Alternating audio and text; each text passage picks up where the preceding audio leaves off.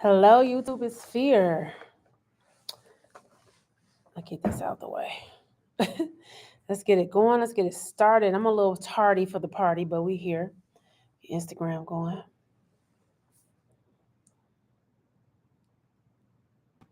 Pardon interruption. Custodian is needed to the main stairwell for cleanup.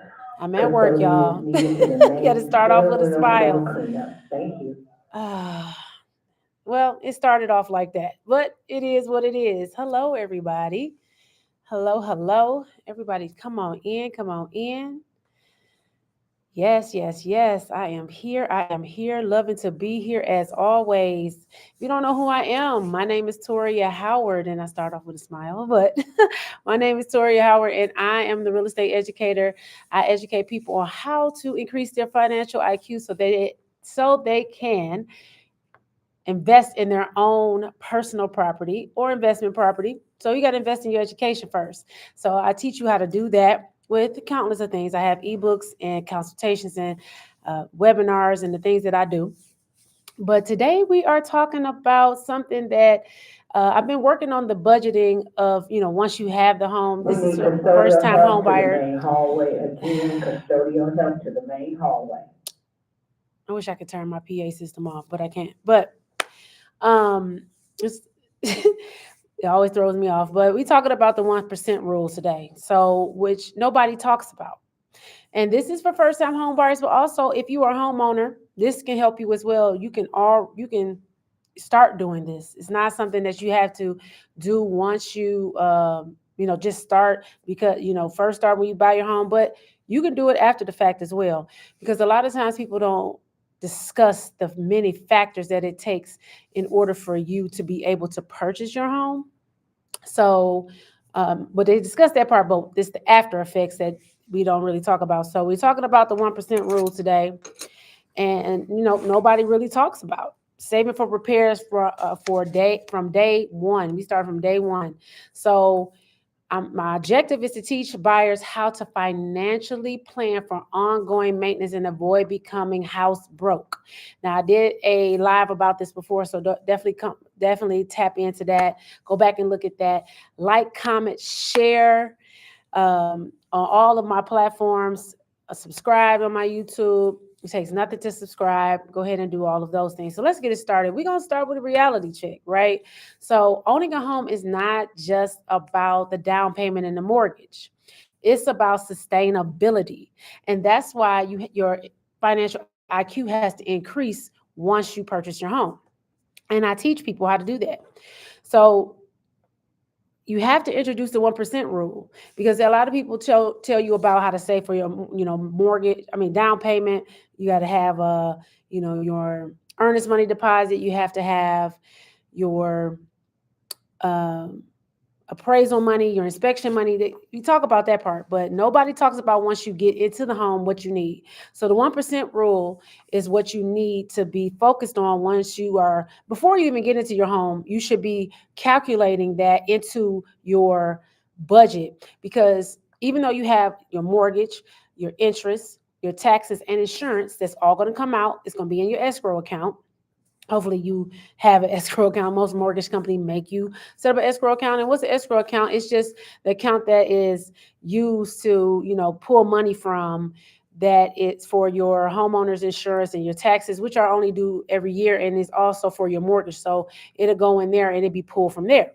So save 1% of your home purchase price every year for maintenance and unexpected repairs, because you don't know what your home value is. And so when you first start off, your 1% rule is your purchase price.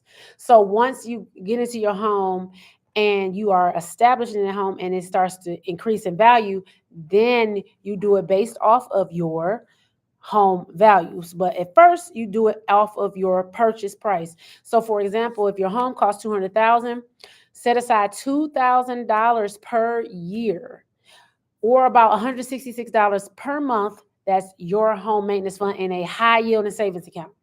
Okay. Make sure it's in a high yield and savings account. You don't want to just sitting there collecting peanuts.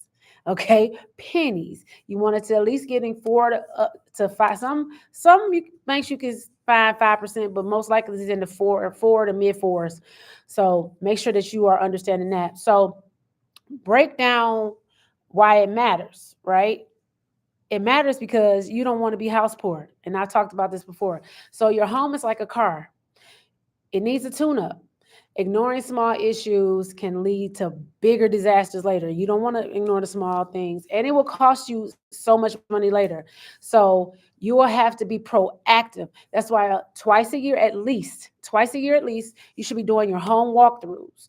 Looking at your gutters, looking at your roof, looking at any foundation issues on the outside, cracks in your driveway, cracks in your wall, cracks in your brick if you have brick, looking if you have an attic space, looking at your attic, looking at your waterproofing if that's happening in your basement, if you have a basement like you do in the Midwest. And making sure that you're doing the work, yeah, making sure that your HVAC and all these things are in operation and functioning properly, getting those inspected every single year. So that is your tune-up. Just like you have to do an oil change, you have to do some. I don't know if you have an electric vehicle, you don't have to do spark plugs, but if you have a vehicle, you need spark plugs. You got to have fluid flushes, especially your radiator. You have to have tire maintenance. You have to have suspension maintenance, shock struts, those type of things. The same thing you have to do to your car. It's the same thing you have to do to your house. So you have to think of it in that realm of thinking. So, for example, roof replacement could be minimum of 8,000, could be more. Furnace is around 3,500. Water heater is about 1,200. If you save consistently, though, those repairs won't derail your finances, and that's what you don't want. You don't want anything to derail your finances. Okay, so, um, so from day one, when you're thinking about this home that you're about to purchase, when you're sitting down with your mortgage broker, and you say you found a house and whatever that purchase price is going to be, it's under contract, think about your 1% rule. So include your maintenance in your monthly budget. So like I said, not just your utilities and your everything else that has to be paid. This should be a monthly bill as well. Like I said, if your home is worth 200,000 and 1% rule is $2,000 per year, which equals $166 a month. You should allocating that money every single month. Let it automatically come out somewhere. Let it come out your check so you don't have to worry about it. Let it come out of, have it transfer automatically from your checking to your savings, because if you have a routine where your money is deposited, weekly or every 2 weeks or monthly, however you get paid, have that automatically taken out. So if you have a total of housing costs of 1,500, aim your budget to be 1,650, adding $150 for repairs. So over time, that $150 builds your real security. So then it's not, if it's a part of your monthly budget, then it's already coming out. So add it. So like I said, if your PITI, principal, taxes, insurance, and principal, interest, taxes, insurance, and your utilities and your home warranty is like around $1,500. Add that extra 150, make it 1,650. So don't forget the seasonal maintenance. So right now we are in the colder months in the Midwest, in the North. So you want to make sure that you have the leaves are gathered out of your gutters, the leaves are off your roof, the leaves, if you have like pine trees like I did in Memphis, like pine needles are everywhere. You want to make sure that your roof is breathing, because we're about to get snow. We did get snow this past Sunday. So things are about to occur. So you want to make sure that you are doing these things in the proper season. So spring, you should be cleaning gutters, servicing your HVAC. Fall, you should be sealing your windows, servicing your furnace. Winter, you're going to be preparing for frozen pipes. So you want to make sure you get those covers on the outside. If you have spigots on the outside of your home, covering those. Summer, you want lawn care and exterior paint touch-ups. Those different types of things. Those are just some examples. You might want to do some other things. If you have a house that's been electrical and plumbing has been updated, you really don't have to pay attention too much of that. So it's mainly that you're looking for your water heater, your furnace, and your HVAC systems are the ones that you're looking out for, and any significant cracks or damages to your foundation. Especially here in Michigan, sometimes you might see some water seeping through somewhere in your basement. Making sure that you are sealing those areas and making sure that you don't have any water seepages. Uh, so, as a homeowner, you know you have to understand, as your home value increases, your savings going to have to increase. So you start out at 200,000, but if it creeps up, if your home value creeps up to 225,000, then a 202,250 needs to be saved every year. If it goes to 250, 2,500. So as your home value increases, so should your home maintenance budget, and that's what it should use for only. So home ownership is a plan. You have to have a plan. That's the fourth thing. So you have to have a financial plan, and I teach you how to do that. So not just milestones, not because we just living in it, not because we happy to have a home. You have to make sure that you have a financial plan so you won't become house poor. You don't want your home to be a liability, even though it's a liability because you have to pay for it. But, hi, Nisa, you have to make sure that you are doing the things that you need to do in order to increase your value and keep your home maintained so you won't have to shell out, like I said before, 8,000 for a roof, 1,200 for a furnace. I mean, 3,500 for a furnace, 1,200 for a water heater. Have this money already set aside. And sometimes your home owner's insurance and your home warranty will not cover these things. So you need to make sure that you are having this maintenance budget, this home maintenance budget on the side. So saving for repairs is like protecting your credit, your equity, and your peace of mind. Because you do not want to mess up your credit. You do not want to mess up your home, and you don't want to mess up your equity. So, for example, when emergencies hit, unprepared owners use credit cards or personal loans, increasing debt. And you don't want to increase your debt because then, it could be a way that it takes away from paying for your mortgage. So you need to make sure that you are heeding to these examples where you are having this breakdown, and then know how much your major things cost. Because like I said, sometimes home warranty and your home owner's insurance may not cover these things. So you need to make sure that you know how much certain things cost, how much it costs to replace shingles on your roof, how much does it cost to replace, your furnace or your water heater, especially if you got tankless ones, right? If you have tankless water heaters, they cost a little bit more, but it saves you in the long run and increases your home value. So you need to make sure that you are accounting for these things, because as a homeowner, you have to treat it like a business. You have to put it a part of your budget, because this home should be making, showing, your equity growing. You should be making money off of your home in different ways, but you can't do that if you are constantly having to, you know, pay for repairs. So be prepared. So we're talking about the 1% rule. We're talking about saving 1% of your, when you're first buying your home, okay, of your purchase price. And of course, once your home value goes up, then your savings goes up. Because typically, if you're a homeowner now, you would save 1% of your home value. But I'm particularly talking to the first time home buyers who are about to purchase a home.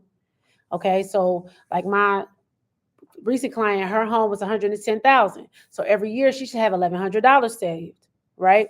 So you should always make sure that once your home value increases, once you improve your home, like she already did some improvements, so I know hers is gonna have to, increase. So once you do your improvements, make sure any type of major improvements that you're gonna do to your home, make sure you report it to your mortgage company. Your taxes may go up because your value is going to go up, but you want that equity to increase so that you can use it to do something else with. So make sure that any major things that you're doing to your home, any kitchen upgrades, any energy saver upgrades, any type of additions, you redo your bathroom, whatever those things are, you need to make sure that you are constantly, reporting those things so your equity to go up. Even like I said, even though your taxes are going to go up, it's still better in the long run. So my final point is this: home ownership, you got to have a financial plan.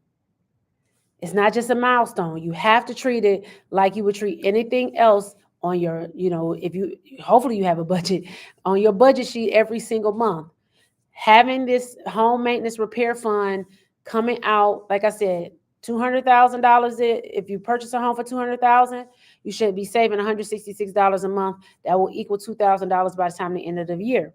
So whatever that home price is, you just calculate it. The 2,000 or the 3,000, whatever it is, divided by 12. You know how much you need to save per month, and save it in a high yield and savings account, because you don't want to become house poor because of the fact that you have home maintenance that you have not done. You don't want home maintenance to become a factor until you be a house poor, because I can tell my story. I did not do the proper maintenance on the home that I bought in 2010 in Memphis. I bought a 4-bedroom, 2.5-bathroom house, and things was breaking left and right. HVAC system, we had a leak in our attic that caused ceiling damage, and we had to replace some things up in our HVAC system. Garage door issues, refrigerator went out. We did not have a financial plan. We had to pay for all these things out of pocket, and it took away from us being able to really do some really great things to increase, the value of our home. And you don't want to use credit in order to do these things, because you want to keep your credit and your debt to income ratio as low as possible, because you never know what you're going to need. You might want to take okay, from Wisconsin. Hello. I'm in the Midwest too. I'm in Michigan. So well, we the North. I don't know why they call us the Midwest. We the North.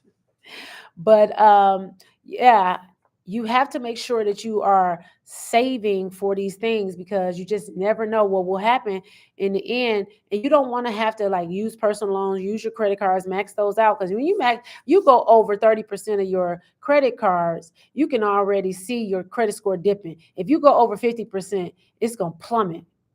So you don't want your debt to income ratio to increase. You want your your home to grow in equity. You want to pull that equity out and be able to reinvest it somewhere else. So keeping your credit stellar is what you want to do. So in order to do that, you have to have this home maintenance budget. Have it's nothing. We spend money on brunches, lunches, dinners, all types of frivolous things. Take care of your homestead, because it will pay you back if you decide to take care of it. I didn't take care of my home when I had it in Memphis. Like I said, I had a 4-bedroom, 2.5-bathroom house, 2,700 square feet, and I didn't take care of it. I didn't have a home, I didn't have a home maintenance budget.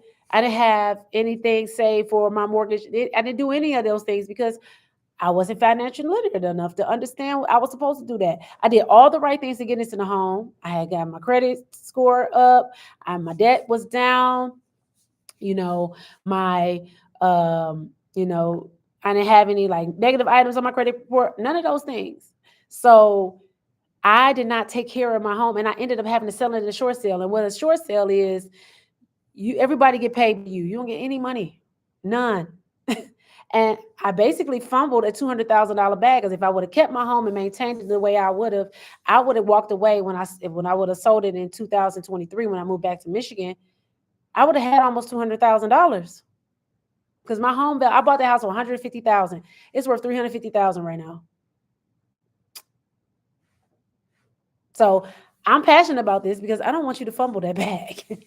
And so, for the last point, I just want to say, when emergency hits, you want to make sure you have, that budget in place. You don't want to increase your debt to be able to pay for your home, because you want to be able to use your equity to invest in the stock market, to invest in the business, to maybe you want to pay for your kids' college tuition. You should be using your equity in your home to make you more money, to invest in something that's going to give you more, not using it to, pay for things that you couldn't pay for, so make sure that you are having these things in place. So prepared homeowners have repair funds in a high yield and savings account. Cannot stress that more. So, and it also keeps you financially strong and stress free. We got enough stress as adults. Your You say you got 99 problems, your house should not be one, okay? If you properly prepare. So if you're ready to buy smart and not just buy fast, grab my ebook, Journey to Your Castle. It walks you through everything from concept to mindset, goal setting, all the way to the closing table. You definitely need to change your mindset and become, and when you buy your home, you need to think like an investor. Okay. Thinking like an investor is going to make you be able to um, buy right. I know everybody wants the thrills and the, everything, the brand new construction. A lot of these new construction homes are, you got to make sure that you are, oh, now you came up. Is it Monique? You bought a duplex for 4,500 in 2010. It's worth 6,800. You on the upside. You got your money back plus. You up, what, $63,000. So keep winning, Queen. Keep winning. Keep winning. And that's what you got to do. You have to buy right. We have a lot of great real estate here in Detroit. There's a lot of great opportunity for land and homes. But the only thing about Detroit homes is that it's going to have you have to have a huge maintenance budget because a lot of these homes been sitting for decades. But the upside is going to be stellar because we have so many things that's coming down the pipeline that's about to be completed. We have the Joe Louis Greenway that's going to be completed in 2027. So that's 1.5 years from now, basically, you know, which is 28 zip codes. If you buy along those zip codes that's along that, your property values are going to increase. Brightmoor neighborhood has a multi-million-dollar plan. The Dexter Linwood area has a multi-million-dollar plan. It's 3 zip codes and on the east side, including the Joe Louis Greenway, is about to get an increase because they are moving Davis Aerospace back to the city airport. So anytime you see new schools, new landmarks, $1 million plans, go look at your city plans, go look at your state plans for your area. They have these plans. They have plans for 2030, 2050. Go look at them. And once you get that idea and that plan in place, then you'll know where to buy your home. It doesn't matter, excuse me, if you are buying for residential personal, okay? Um, I should have put my phone on do not disturb. It doesn't matter if you're buying for residential purposes or not. Look at your city plans, your county plans. Look for those plans, and then you'll know where to invest. I just named a few areas, and then it's like 3 or 4. No, it's like 5 zip codes on the west side around that's around the old Cooley High School. They are redoing that high school, and making it into a community space. So I had a client just buy a house over in that neighborhood. So she already was on the upside. She bought her house for 110,000. She already have a comp for her same square footage and the same makeup of her house for 185. So she already have an upside once she starts, doing her improvements. So the money is out there. You just have to buy smart. Even if you buy a personal home, buy smart. If you're buying an investment property, of course. But that's it for today. So get my ebook, Journey to Your Castle for first-time home buyers. Like I said, it takes you through the education. And if you're a homeowner already, House Rich and Money Smart, how to turn your home into a wealth building powerhouse. That'll help you be able to turn your home from a liability to an asset. The link is in my bio. It's going to be in the chat. I should say in the comments of my Facebook. It's also in my IG bio. My link is there for my ebooks. If you want a consultation, I do complimentary consultation no matter where you live. I can definitely direct you in the right direction and hook you up with a real estate agent in your area because I know I've networked with a lot of real estate agents over the years. I've been a realtor for 5 years now, and we're coming on 5 years because it's since 2021. And I know a lot of realtors from north, south, east, west, mid. I can hook you up, but I can show you the plan. So definitely reach out to me. Let me know how if you felt this information valuable.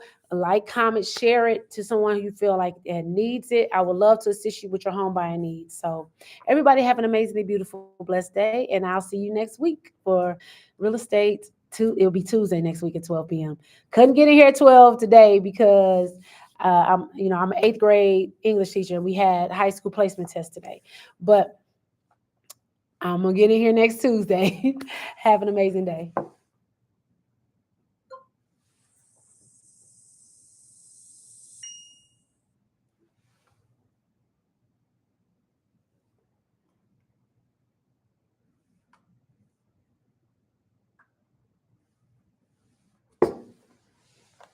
See you later, YouTuber sphere.